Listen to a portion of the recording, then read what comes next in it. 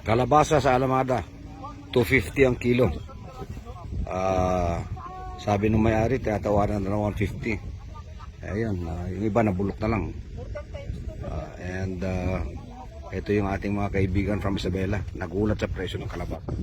Namimili. Pamimigay siguro. Ano yung blood?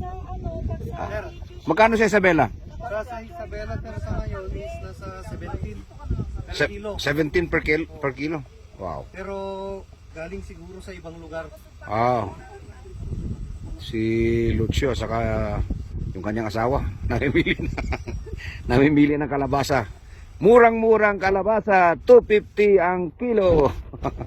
Murang kalabasa, murang kalabasa. Ito yung may-ari. Putang ina, ang mura. Hindi kasi po dati, kaya siguro na-addict yung mga tao magtanim ng kalabasa.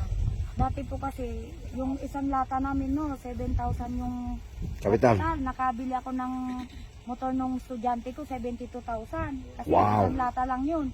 Eh syempre, parang nagbabaka sakali ka para pag-asa na to.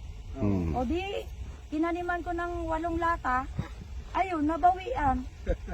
Parang kahit pa paano, balik lang yung sapunan lang na ano, abinhi. Dun sa mga abuno niya, So, mga hilo, wala. ano kaya nun ka? Opo. Magkano ang investment mo ngayon? Magkano ginastos mo? Yung sa 8 lata po, 58,000. 58,000. Opo, tapos nakabalik lang, okay na yun, naka 33. Yung iba po, 5 lata, 3,000 lang po. Sa iyo, 33,000. So, nalugi ka ng Konti lang yun nalugi. Ay, at least may baka ka maliit. Hello.